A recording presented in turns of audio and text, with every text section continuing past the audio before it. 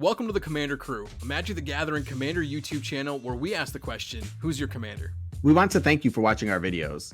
You can help support us by liking this video, subscribing to our channel, and hitting the bell notification icon. You can also go to thecommandercrew.com to check out our t-shirts, masks, pet hoodies, and other Commander Crew goodies.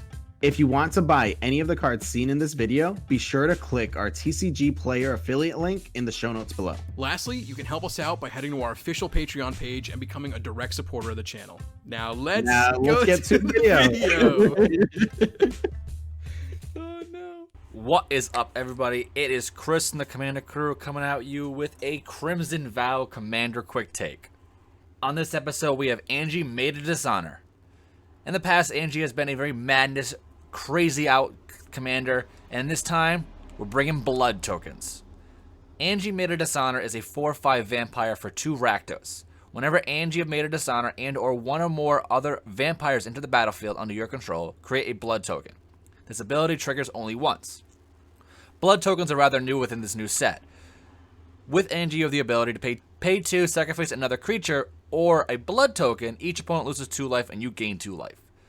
Now these blood tokens are pay 1, discard a card, sacrifice an artifact, and draw a card. Now rummaging isn't always one of the greatest abilities, but giving versatility to add that extra ability to gain a little more advantage in the future definitely can help out. And Anje, I like it because in the sense, like, in the past she was all about discarding cards and creating madness. So that blood token gives that extra flair to that. Now let's go over some of the cards that we would include in this deck. First, we have cards that create blood tokens themselves and create overall value with the blood tokens. Voldaren Bloodcaster to transform into Bloodbat Summoner as a 2/1 Vampire Wizard with Flying. Whenever it or another non-token creature you control dies, you create a blood token. Whenever you create a blood token, if you control 5 or more, you transform her. She transforms into a 3/3 flyer. At the beginning of combat on your turn, up to 1 target blood token you control becomes a 2/2 bat flying creature and has haste in addition to its other types. Basically, you can transform all your blood tokens into 2/2 bats. Pretty awesome. Gluttonous Guess, 2 and a black for a 1/4 vampire. When it enters, create a blood token. And whenever you sacrifice a blood token, you gain 1 life. Blood Petal Celebrant, 1 and a red for a 2/1 vampire. It has first strike as long as it's attacking. When it dies, create a blood token. And then Restless Blood Seeker. It is a 1/3 vampire. At the beginning of your end step, if you gain life this turn, create a blood token. You may sacrifice 2 blood tokens to transform it. Activate only as a sorcery. It transforms into Bloodsoaked Reveler, a 3/3 vampire. At the beginning of your end step, if you gain life, you create a blood token. But you also have the option to pay 4 and a black. Each opponent loses 2 life and gain 2 life. Because this transitions us into the overall deck style. We're going to use Aristocrats as a overall win combination with a subset of the blood tokens and artifacts to gain even more value. For the core Aristocrat effects, we have Blood Artist to ping a target player once a creature dies. Pawn of Ulamog, 1 black for a 2/2. When it or another non-token dies, you create an Eldrazi spawn. Falconwrath Noble, a 2/2 flyer. Another creature dies, it does 1 damage to target player and you gain 1 life. Sifter of Souls, 3 and a black for a 4/3. Whenever another non-token creature dies, you create a 1/1 Eldrazi. Vindictive Vampire, 3 and a black for a 2/3 vampire. Whenever another creature you control dies, it deals 1 damage to each opponent and you gain a life. And then Pitiless Plunderer, 3 and a black for a 1/4 human pirate. Whenever another creature you control dies, create a colorless treasure token. To give our artifacts even more value, we have a few cards for that. Disciple of the Vault, a single black for a 1/1 human cleric. Whenever another artifact is put into the graveyard from play, you may have target opponent lose 1 life. Reckless Fireweaver, a 1/3 human artificer for 1 and a red. Whenever another artifact enters the battlefield, it deals 1 damage to each opponent. And then Marionette Master, 4 black for a 1/3 human artificer with Fabricate 3.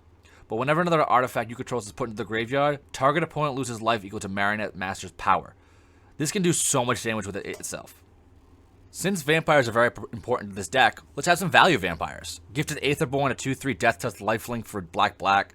Drana, Liberator of Malakir, 1 black for a 2/3 vampire ally with flying and first strike. When it attacks and deals combat damage to a player, you put a 1/1 counter on each attacking creature you control.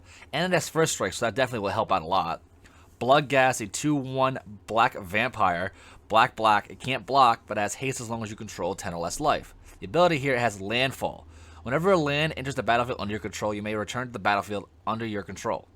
The benefit of this is you can sacrifice it and keep to get even more triggers off of Anje.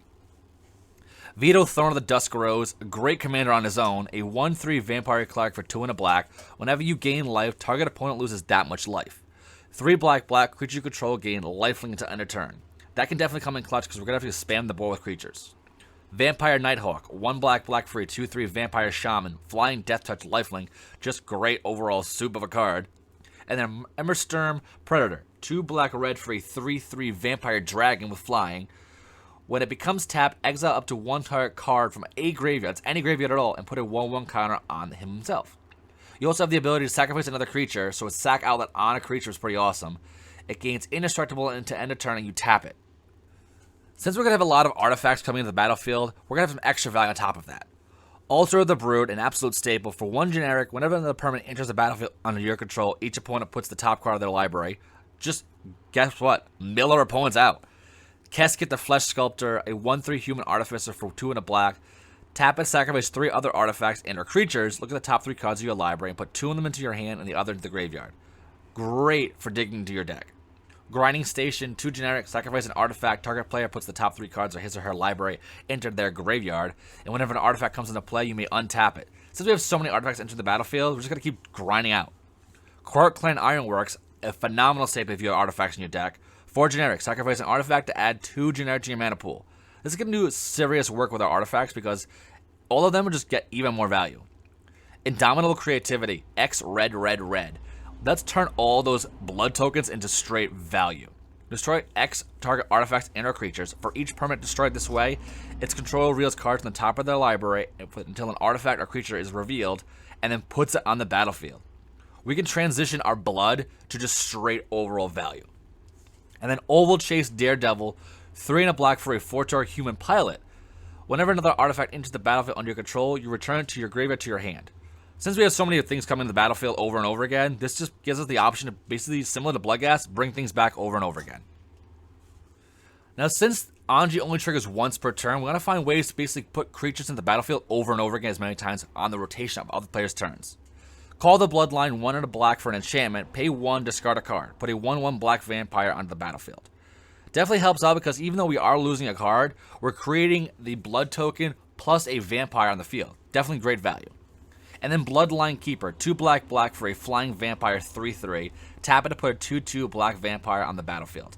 Yes, it only does it on a single tap, but definitely helps out when you want to get more blood tokens. You can pay black and tap it to transform it.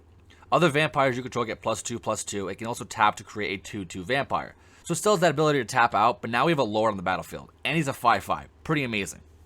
And that's my Commander Quick Take for Anje, Maid of Dishonor. Again, she does cost a decent amount. You get a 4/5 body for 4 mana. That's pretty awesome. And it's got a solid ability. Yes, everyone wishes that the blood effects were a little bit stronger. But if you mix this up with basically aristocrats and artifact aristocrats, it definitely is a solid build. Now, would you build this, Anje, or would you build the previous one? I'd love to hear in the comments down below. Now, how would you build it out? I'd love to hear that too. Again, my name is Chris from the Commander Crew. Thanks for watching this quick take. Have a good one. Peace.